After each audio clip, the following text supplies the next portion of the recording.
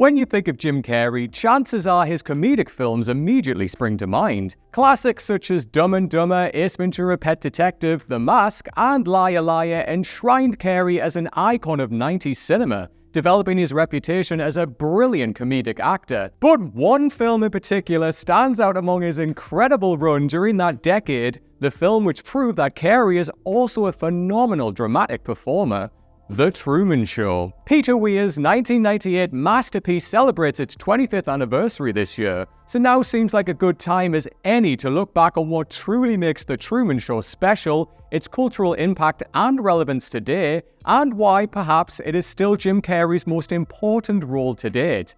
I'm Adam, this is What Culture, and here's why you'll never watch The Truman Show the same way again. In a 2020 interview with Collider, Carrey reflected on the impact of The Truman Show and how a sequel may be approached, and it gets at why the original film is arguably more salient today than it was in 1998. I think The Truman Show is something that exists on a micro level now. It was kind of a story about that on a macro level, but now everybody has a subscriber channel. Everybody has their own little Truman Show world. There's something to be had there. I often think, and am asked about, what would have happened to Truman when he goes outside the wall? It took me a while to realize that basically he was alone out there too, because everybody went back inside. They all wanted to be in the dome. In today's society of YouTube vloggers, TikTok celebrities, and Instagram stars, we have immediate access to view the real lives of others. Reality TV sits at the forefront of popularity and often presents a false reality for both participants and viewers of the shows themselves. Today, we can easily access our own Trumans and watch their lives unfold, almost in real time, exposing their personal journeys to public scrutiny, which highlights The Truman Show's themes of surveillance, manipulation, and the loss of privacy as being ever more prevalent. Have you ever felt like the star of your own staged reality show? That everyone around you is playing a role in a world of fabrication and keeping you out of the secret? And that everywhere you go, your every action is being monitored by cameras? These are symptoms commonly associated with the delusion Truman Syndrome, which takes its place from the film we're talking about today. The Truman Show follows Truman Burbank, played by Jim Carrey, the star of the reality television show The Truman Show. To Truman, his life in Sea Haven is normal. The one difference, everyone is aware that they are part of a television show. Everyone except Truman. Every person around him is an actor who works under the direction of creator Christof. The movie is an allegory to Plato's cave in that Truman makes his reality from what is shown to him. He has no reason to question anything as he has never known anything different. That is, until he does. The Truman Show poses questions, ideas, and themes which are just as important today as they were in 1998. Our quest for truth comes when significant moments happen which destabilize our expectations, displacing the reality of what we once knew and therefore pushing us to discover the reality of a given matter. And who hasn't had a moment of existential crisis in which we question our own autonomy? Are we truly the narrators of our own lives if everything has been chosen for us? If the actions we make are ours, but the environment we exist in is designed and controlled by others, then how free are we? Just how does an individual take back control of their life after living for so long without that footing?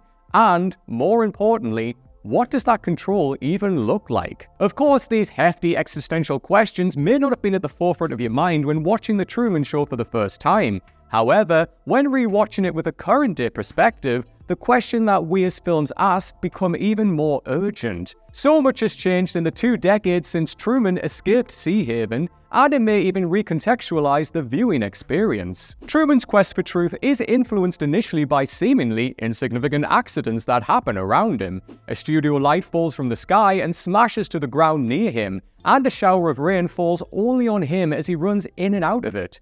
At this point, he's never had a reason to question his reality, and therefore finds these things weird and comical, certainly not questionable, but perhaps anomalies in his real world, unaware of their significance. Everything takes a turn for Truman when he sees a homeless man on the street who turns out to be the same actor who played his father. Having lost his father in a boating accident as a child, Truman is perplexed at his presence in the street before he is quickly ushered onto a bus by pedestrians. This is the moment which gives momentum to Truman's questioning of his reality, as his own family tell him he is mistaken, and newspapers suddenly have headlines pertaining to the town cleaning up the homeless from the street. Truman is battling against the fake news everyone is telling him to believe versus what he is beginning to understand for himself. Christof and his team orchestrating how Truman's life unfolds to achieve high viewer engagement reflects concerns regarding media bias.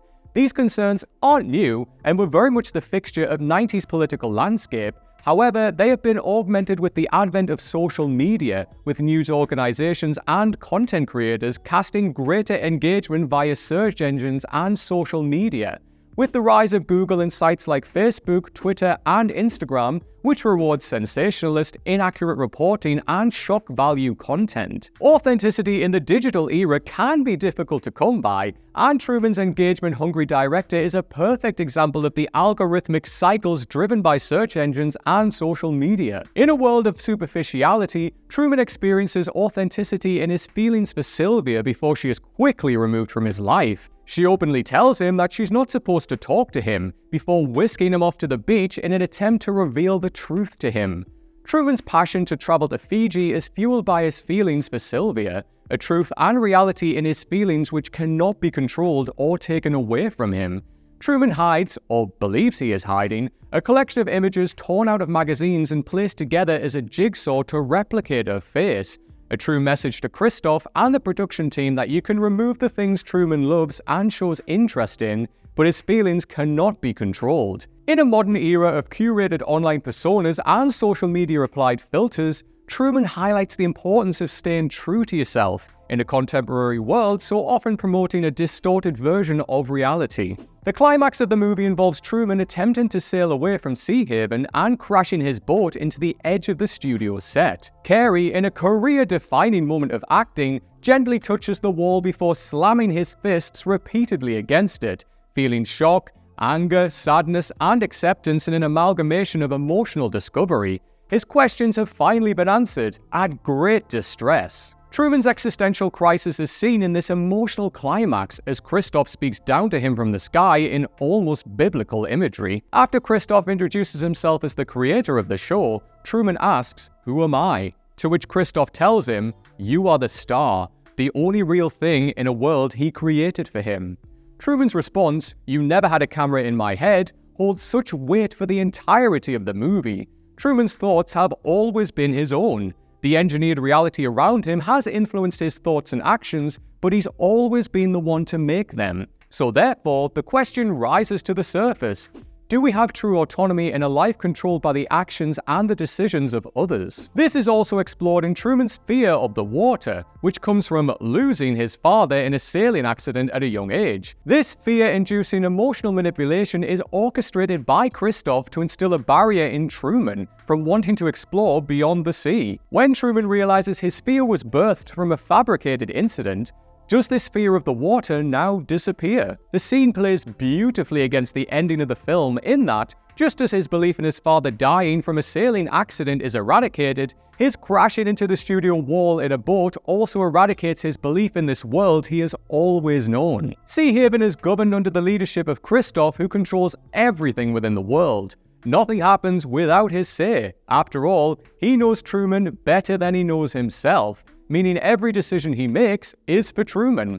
He tells Truman that there is no more truth out there than there is in the world I created for you. But this is Christof's truth and his perception of what truth is, which Truman has been victim to. When Marlon talks to Truman after his emotional breakdown, he says, "And the last thing that I would ever do is lie to you," whispered into his ear by Christof, who controls the emotional impact of the scene with a sweeping score. Christof's downfall comes in that final moment after revealing everything to Truman and thinking he's convinced him to stay. He wants Truman to say something meaningful to the watching world as he yells, "Say something, goddammit, you're on television!" Only Truman does the opposite and instead gives his iconic line, "In case I don't see ya, Good afternoon, good evening, and good night. Truman is finally free to choose his own destiny, free from the rule of what is essentially a tyrannical dictator, and embrace a new reality. The Truman Show is a true classic of 90s cinema, and one that feels increasingly present in the digital age. When rewatching The Truman Show, we can see ourselves in Truman's journey and how, 25 years after its release, it is still just as relevant today. Going back to Carey's interview before, he alluded to how The Truman Show effectively foreshadows our desire to continue watching our own Trumans today, which comes in the rise in popularity of social media, YouTube vlogs, and reality television. Apps such as Instagram and TikTok allow us to become our own Trumans and Christophs in their encouragement to share every facet of our lives and monitor the engagement of each post, effectively opting into a system which The Truman Show shows us can be psychologically damaging, making the already compelling film ever more impactful. In a world of fake news, algorithm-governed content, and a data-driven landscape of media, The Truman Show reaffirms why it's important to understand where that information is coming from and why it's been presented in the way that it is. And while it's not always easy to find that exit door and break free, in a way, knowing why it's difficult to do just that is a victory in itself. But what do you think of The Truman Show, and where does it rank amongst your favorite Jim Carrey movies? Let us know in the comments down below, and while you're there, make sure you give us a cheeky like and hit subscribe. If you want to follow me on socials, I am at Strawn87 on Twitter and on Instagram. Come and say hello to me there. Thank you for watching, everyone. I hope you enjoy the rest of your day, and in case I don't see you, good afternoon, good evening, and good night. Right. Time for me to find the exit door. Where is it?